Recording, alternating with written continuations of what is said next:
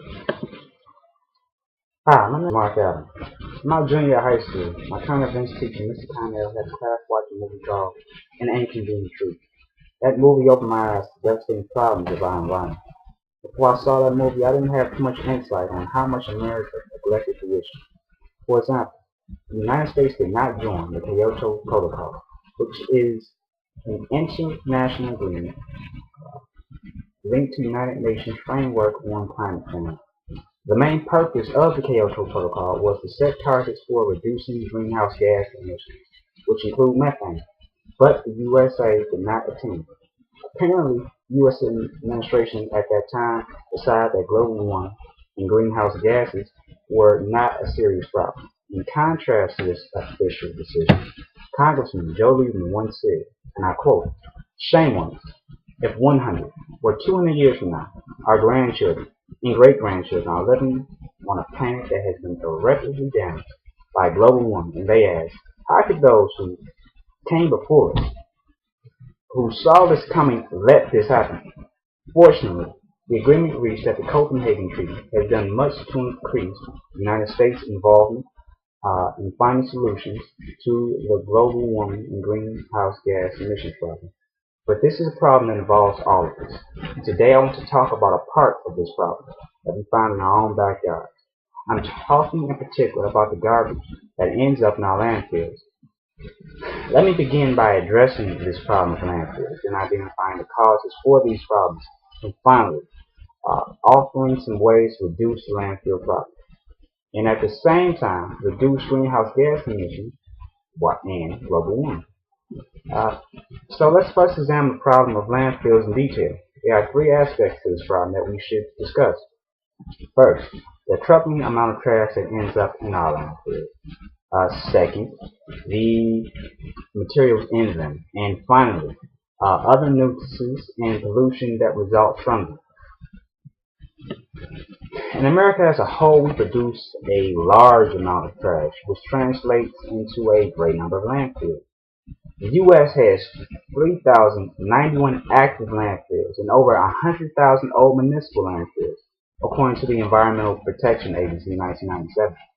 With so many landfills, many of which have been filled to capacity and closed, we have a problem finding additional places to put our trash.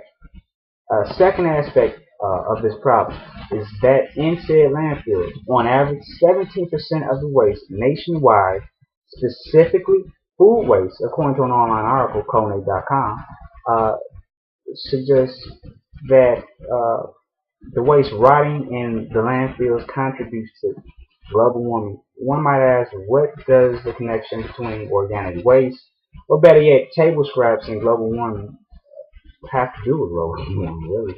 But this is a great question, and the answer is simple. The organic waste in landfills decomposes, and in this process of rotting produces large amounts of methane. Once this gas is released into the atmosphere, it contributes to global warming. Since organic materials are the second largest component of landfills, they are America's primary source of methane emissions. And stats from the Time article, Recycling Food Scraps by Brian Walsh, says that methane is a greenhouse gas that has a warming effect 23 times more potent than carbon dioxide. And global methane emissions from garbage are estimated to be as high as 70 million metric tons a year. So to put this information in layman's terms, the table scraps you don't recycle, right, do more harm to the environment than Hummers and semi-trucks do. Now that we have an understanding of the problems associated with landfills, the pollution, the global warming, the 17% average of organic waste nationwide, let's examine the causes. There are two basic causes: personal practice and supermarket and restaurant chains that contribute to this emissions problem. Now, ladies and gentlemen, the reasons are due in part to the wasteful practices of Americans like you and myself included.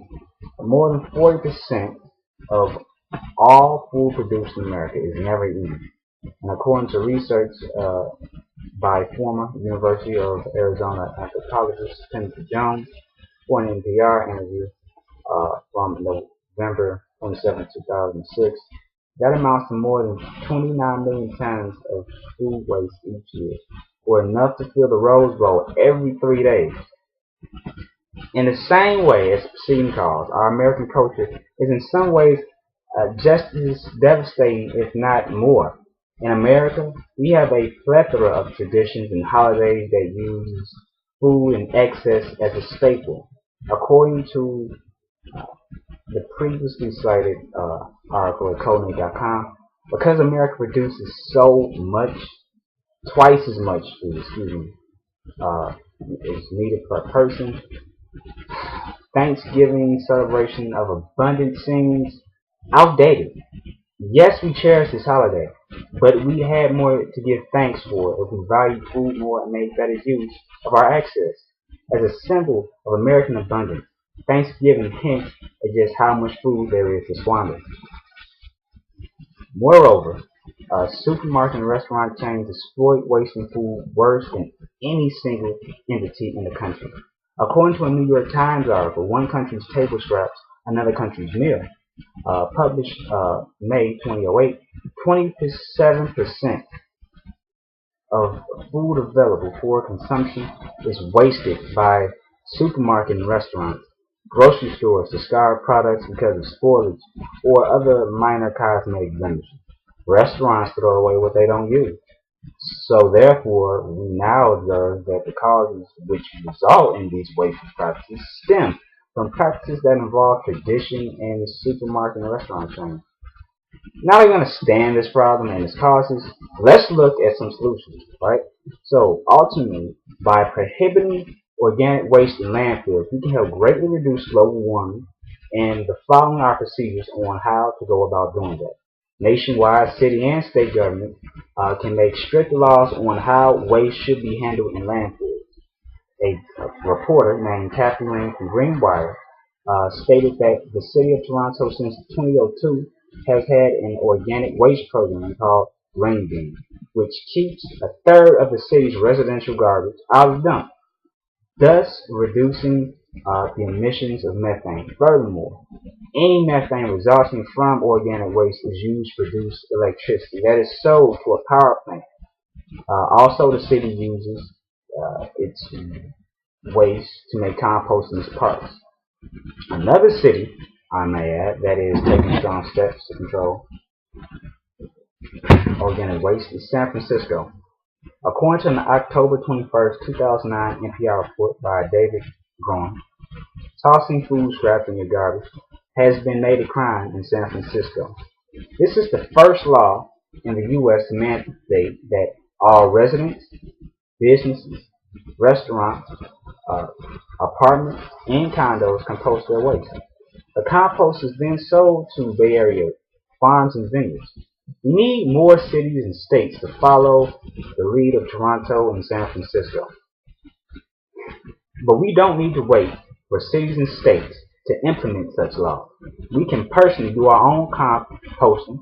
According to another article from NPR, we can put food waste in ventilated bins in our kitchen, then mix it with yard waste and soil, and a compost bin outside. Later, it can be used to fertilize our gardens or yards. So today, we talked about the organic waste in our landfills, how it contributes to global warming, how restaurants and grocery store chains also do this, as well as our own wasteful practices that contribute to this problem. And what we can do to solve this problem, if we simply begin to compost our own table scraps after dinner, if we regulate grocery and restaurant disposal practices, we can ultimately reduce methane in our atmosphere, thus reducing the causes of global warming. So in retrospect, the world might not come to an end because of our poor environment, as I speculated back in my junior year of high school. Thanks for listening.